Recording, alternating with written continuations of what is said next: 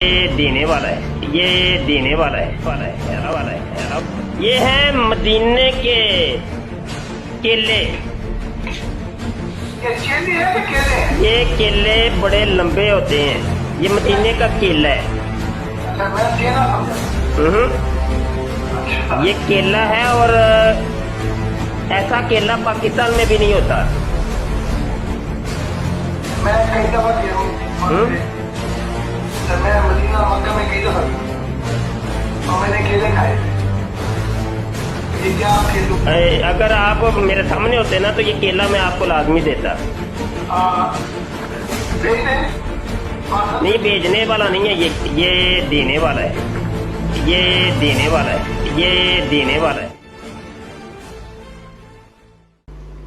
وَإِذَا سَمِعُوا اللَّغْوَ، اور جب وہ کوئی بیہودہ بات سنتے ہیں، فضول بات، اعرضوا عنہ، منہ پھیر لیتے ہیں اس سے۔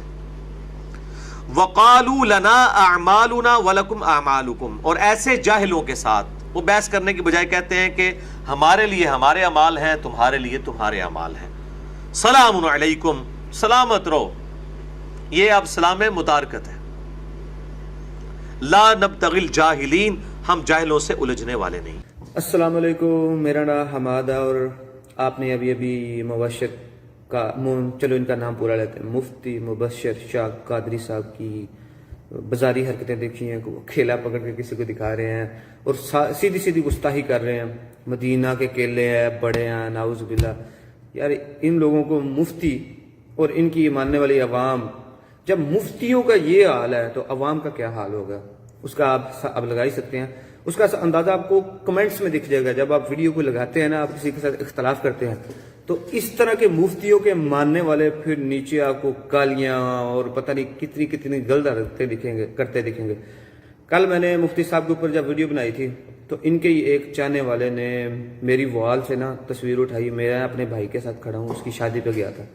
اس نے کیا کیا، میرے بھائی کا چہرہ کاٹ کے اوپر انجینئر صاحب کا چہرہ لگایا اور مجھے دلہن کا ڈریس پہنا کے اور مجھے دلہن بنایا، اور ساتھ نیچے ایک شعر لکھا اس نے، نہ میں بھابی نہ میں بھابی، میں ہوں لونڈے باز۔ تو اسے اس کے اوپر پھر میرے دوستوں نے بہت ساری اس کو گالی گلوچ بھی کیا، برا بھلا بھی کہا۔ تو میں کہوں گا یار ان لوگوں کو چھوڑ دیا کریں، کچھ کہنے کی ضرورت نہیں ہے۔ کیوں یہ بچپن میں مدرسوں میں پڑھتے ہیں اور یہ مفتی صاحب جیسے ان کے استاد ہوتے ہیں، تو وہ جب پھر ایسے بچوں کے ساتھ غلط چیزیں کرتے ہیں نا تو پھر وہ سمجھتے ہیں، جب اس طرح کے پھر بچے بڑے ہوتے ہیں نا، جو تصویریں کاٹ کر کے لگاتے ہیں، وہ جب بڑے ہوتے ہیں پھر ان کے دماغ میں ایک ہی چیز ہوتی ہے کہ استاد اور شاگرد کا بس یہی رشتہ ہے۔ 7 سال میں سے 6 سال فقہ حنفی پڑھتے ہیں، اور وہ ماشاءاللہ کتابیں اگر میں آپ کے سامنے رکھوں تو آپ اپنے کسی بچے کو پڑھانے کے لیے تیار ہی نہیں ہوں گے، اتنی گندی باتیں اس میں لکھی ہوئی ہیں۔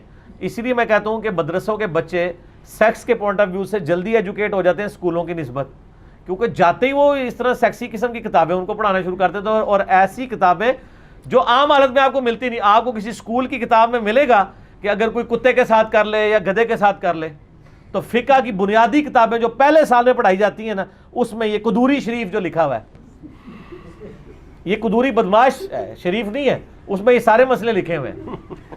یہ وہ چیزیں شاید آپ میں سے کئی لوگ ابھی اس حالت میں پہنچ کے آج تک زندگی میں انہوں نے کبھی یہ تصور بھی نہ لایا ہو ان چیزوں کا، تو وہ چیزیں تصور میں پہلے ڈال دی جاتی ہیں۔ یہ دینی تعلیم ہے۔ اگر آپ چاہتے ہیں کہ آپ کے بچوں کو یہ دینی تعلیم دی جائے، جو دینی تعلیم آپ کو مطلب 30-40 سال کی عمر میں بھی نہیں آ کے ملی ہوگی، تو ان کو وہ 8-9 سال کی عمر میں دے دی جائے۔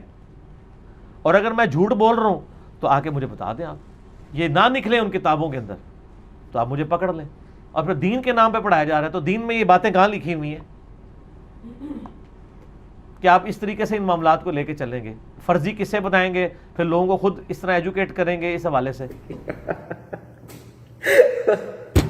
تو وہ پھر اس طرح کی چیزیں ان کی برین واشنگ ہو جاتی ہے کہ یار، کیونکہ ان کے استاد مفتی صاحب جیسے ہوتے ہیں نا، جو کیلے پکڑ کے ہلا رہے ہیں، ان کے استاد مفتی صاحب جیسے ہیں، تو وہ پھر اس طرح کا مفتی بچوں کے ساتھ غلط کرتے ہیں، اور ان کا پھر ایک ہی ذہن میں بات آ جاتی ہے کہ استاد اور شاگرد کا ایک ہی رشتہ ہے۔ نعوذ باللہ من ذالک، انہوں نے اتنے پاک رشتے کو جو ہے بدنام کیا ہوا ہے مدرسے والوں نے، اللہ ان کو ہدایت دے۔ تو کیونکہ اس کی وجہ ہے، یہ انجینئر محمد علی مرزا صاحب کے اتنا خلاف کیوں ہے؟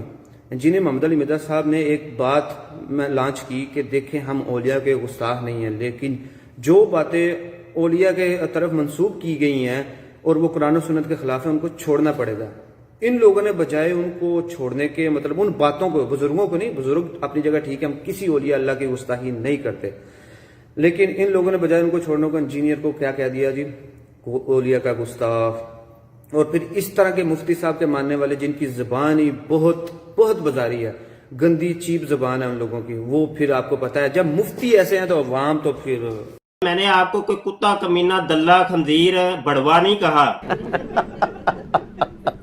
میں نے آپ کو گانڈو نہیں کہا۔ سبحان اللہ، وہ تو پھر بکواسیات کریں گے، ٹھیک ہے۔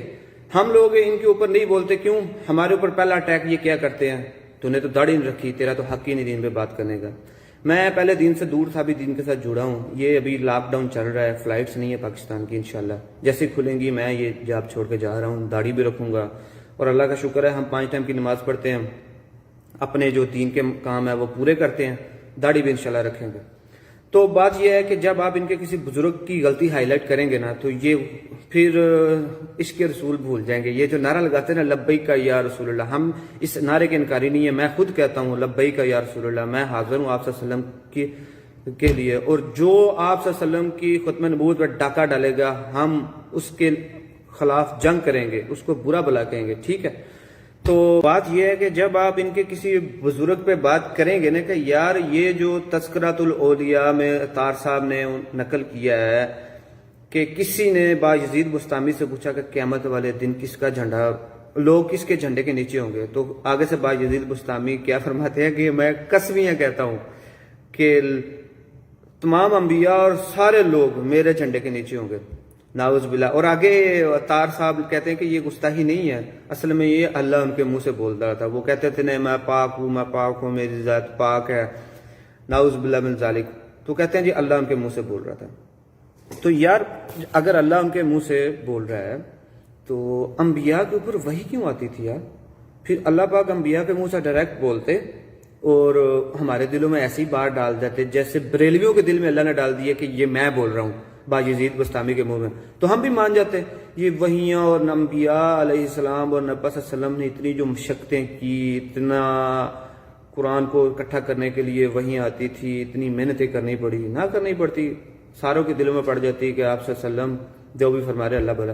خیر اس کی اتنی طویل میں نہیں کرنا چاہتا، آپ کے بزرگوں کو دیکھ لیں جو جو تعویلات کرتے ہیں، کیا جو انہوں نے تعویلات کی ہیں کیا وہ نیچے لکھی ہیں؟ یہ تعویلات کیوں کرتے ہیں؟ کیونکہ یہ گستاخی ہے۔ لیکن یہ مجھے بتائیں یہ جو کر رہے ہیں یہ کس کو دھوکہ دے رہے ہیں؟ اپنے آپ کو۔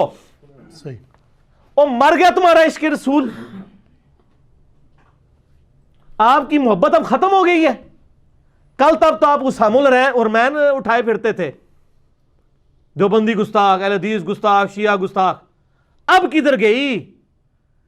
اب المحدث علی المفندین جب آئی ہے تو اب اسی اصول پہ لکھی ہے۔ تو میرا یوٹیوب پہ ایک کلپ ہے، اعلیٰ حضرت کے نامکمل مشن کی تکمیل۔ اعلیٰ حضرت جدو دنیا تو گئے سن تو ڈیوٹی لا گئے سن پچھوں نا، وہ باج میں پوری کی ہے، اگرچہ 100 سال لگے نے، اسی اصول پہ کام کیا۔ میرے پاس ایک ڈاکٹر صاحب آئے کٹر بریلوی، مجھے کہتے ہیں یار بزرگوں کی غلطیاں پکڑتا رہتا ہے۔ میں نے کہا یہ تو اعلیٰ حضرت کی سنت ہے، اعلیٰ حضرت کو دیوبندیوں کی کتابوں میں وہ 4 بارتیں ہی نظر آئی ہیں۔ اشرف تھانوی نے جو کچھ لکھا وہ گستاخیاں لکھی تھی کیا؟ ایک جملہ ہی لکھا تھا نا، پکڑ لیا انہوں نے۔ قاسم نوتوی کیا گستاخیاں لکھتا رہا؟ ایک جملہ ہی لکھا تھا، پکڑ لیا۔ تو سر جب ہم احمد بریلوی یا ان کے بزرگوں کے جملے پکڑتے ہیں تو یہ تو اعلیٰ حضرت کے مشن کی تکمیل ہے۔ اور جب گستاخی کے یہ تعویلات کرنا شروع کر دیں تو اس سے بہتر ہے کہ یار اتنا حصہ ہی کتاب سے کاٹ دو، لیکن اس کا بھی پھر ایک حل ہے نا، پھر وہ انجینئر محمد علی مرزا صاحب کو کریکٹ جائے گا کہ یار کتاب سے نکالا ہے، مطلب علی بھائی نے ہائی لائٹ کیا تھا، پھر عوام کے دل میں تھوڑی تھوڑی علی بھائی کی طرف سننے کی اور یہ والی، پھر دیکھیں نا اکابر پرستی میں اور دنیا پرستی میں پھر آپ نبی صلی اللہ علیہ وسلم کو نہیں دیکھیں گے، آپ صرف وہ دیکھیں گے جہاں پہ آپ کو مال ملے گا، ویلیو ملے گی، رسپیکٹ ملے گی۔ یہ سب عشق رسول سب آپ کا اپنے مال اور اپنے بابوں کے بعد ہے۔ بابا بیچ میں آتا گیا، عشق رسول چلا گیا۔ تجھے کیا پتا بابے ہوتے کیا ہیں؟ تجھے کیا پتا باجزید کہتے کس کو ہیں؟ بابا اپنے زمانے میں ایک زمانہ ہوتا ہے، بابا اپنے جہاں میں ایک جہاں ہوتا ہے، اس کا وکھری ایک جہاں ہوتا ہے۔ یہاں پہ ایک بھائی ریورٹ ہوئے دیوبندی تھے. ان کے مولوی نے کو 25-30 مولوی بلا کے پوری دعوت کی اور ان کا یار یہ گمراہ ہو گیا, علی کے لیکچر سنتا تھا یہ وہ. ان کے پاس گئے, انہوں نے کہا جی بھئی علی, میں کوئی علی میرا کوئی لگدا لانا نہیں ہے, وہ جو دلیل سے بات کرتا ہے میں نے خود کتابیں ساری خرید لی ہیں, وہ علی کی چھپی ہوئی نہیں ہے, آپ لوگوں کی ہیں, میں نے تو وہ پڑھ کے تو سنت کے مطابق نماز شروع کی ہے اور باقی عقائد اپنے صحیح کی ہیں, تو آپ مجھے کوئی دلیل ہے تو بتائیں. ان کا دلیل کو چھوڑیں, آپ علی کے لیکچر میں نہ جایا کریں. اس نے کہا کہ نہیں آپ گمراہ ہو جائیں گے. اس نے گمراہ کیا, اس نے تو کوئی غلط بات تھی, میں نے اگر آپ کو چھوڑ دی غلط بات تو میں اس کو بھی چھوڑ دوں گا, کیونکہ میں نے تو کتابیں خود خرید لی ہیں. کتابی ہو گئے ہو نا, نہ میں وابی نہ میں بابی, میں ہوں مسلم علمی کتابی. کرتے کرتے نا اس کو سمجھ آ گئی کہ وہ انجینئر صاحب جو ہمیں سمجھاتے تھے نا وہ بات ہوگی اس میں. اس نے کہا یار بات یہ ہے, وہ بندہ ایک دیوبند کی مسجد کو 20,000 روپیہ مہینے کا چندہ دیتا تھا, ان کے بجلی اور باقی خرچے اس نے اٹھائے ہوئے تھے. 20,000 روپیہ آج کے دور میں بڑی رقم ہے. اس کو سمجھ آ گئی کہ چندے کا مسئلہ ہے. اس نے کہا اچھا بات یہ کہ میں علی کے درس میں جاتا ہوں لیکن وہ تو چندہ نہیں لیتا, میں جو آپ کی مسجد کو چندہ اور جو دے رہا ہوں میں انشاءاللہ اسی طریقے سے آپ کی خدمت کرتا رہوں گا. انہوں نے کہا پھر ٹھیک ہے جایا کرو. اور اس بندے نے مجھے بتایا ان میں سے ایک مولوی نے یہاں تک کہہ دیا ساڑھے لو تو قادیانی میں ہو جا, سانو کو نہیں پرواہ, جا قزمانو کھا پر مسجد ہی چندہ دیا کر. قادیانی کا لفظ اس نے استعمال کر دیا. سر یہ آپ کے ایمان کے ساتھ کوئی ہمدرد نہیں ہے, یہ حامی ہیں جو آپ کے ساتھ ہمدردی کر رہے ہیں, یہ کوئی ہمدرد نہیں ہے. یہ کہتے ہیں آپ ہمیں چندے دو تو بس ٹھیک ہے ہماری ہمدردیاں آپ کے ساتھ ہیں, ادر آپ جو مرضی ہو جاؤ. تو میں بس یہی ریکویسٹ کرنا چاہوں گا کہ جو بھی برا کمنٹ کرے نیچے اس کو اگنور کرے. یار وہ تو بچپن کے شکار ہیں, ان کے نزدیک استاد اور شاگرد کا رشتہ ہی یہ ہے, کیونکہ ان کے مفتی یہ ہیں. یہ دیکھ لیں آپ مبشر قادری صاحب جیسی یہ حرکتیں کر رہے ہیں تو کیا سوچتے ہیں کہ یہ تو آن کیمرہ ایسے کر رہے ہیں, تو جب آف کیمرہ ہوگے تو یہ کیا کرتے ہوں گے. زیادہ باتیں کرنے کی ضرورت نہیں ہے, اللہ ان کو ہدایت دے, نہیں تو پھر انشاءاللہ قیامت والا دن دیکھیں گے. لیکن یہ بہت بڑا المیہ ہے کہ دنیا میں اگر آپ کو اچھا کپڑا چاہیے ہونا تو 10 اچھے کپڑوں کی دکانوں پہ پھرنا پڑتا ہے تو کوئی ایک میں مل جاتا ہے. اچھی روٹیاں چاہیے ہوں تو 10 اچھے تندوروں پہ پھرنا پڑتا ہے تو اچھی روٹی مل ہی جاتی ہے. لیکن یہاں آپ 10,000 مدرسوں میں پھریں اور آپ کو دین اچھا ملنا ہو تو ہو سکتا ہے وہ کسی مدرسے سے نہ مل رہا ہو, ادر دین مدرسے والے سے مل رہا ہو. یہ اسی طریقے سے ہے کہ خریدنے آپ نان گئے تھے اور آپ کو کپڑے کی دکان سے نان مل گئے. دین کے ساتھ یہی ہو رہا ہے. اس کی وجہ یہ ہے کہ دین کمائی کی چیز نہیں ہے. کپڑا اس لیے کپڑے کی دکان سے ملتا ہے کہ کپڑے کو اللہ نے تجارت کا ذریعہ بنایا, اور دین کو اللہ نے کہا ہے دین کو بیچنا نہیں ہے. علماء یہود کے بارے میں کیا کہا کہ اللہ کی آیات چند ٹکوں کے عوض بیچتے ہیں. تو دین تو بیچنے والی چیز نہیں تھی. دین چونکہ بیچنا شروع کر دیا, مرضی کے فتوے دینا شروع کر دیے ان لوگوں نے, اور دین سے اللہ تعالیٰ سے روگردانی اختیار کی, تو اس کا پھر اینڈ رزلٹ یہ تھا کہ اللہ تعالیٰ نے ان سے ہاتھ اٹھا لیا. اور اللہ تبارک و تعالیٰ نے وہ لوگ اٹھائے ہیں جو دنیاوی منفعت سے بالاتر ہو کے کسی کی پرواہ کیے بغیر لوگوں کو سچائی کی بات بتا رہے ہیں. الحمدللہ.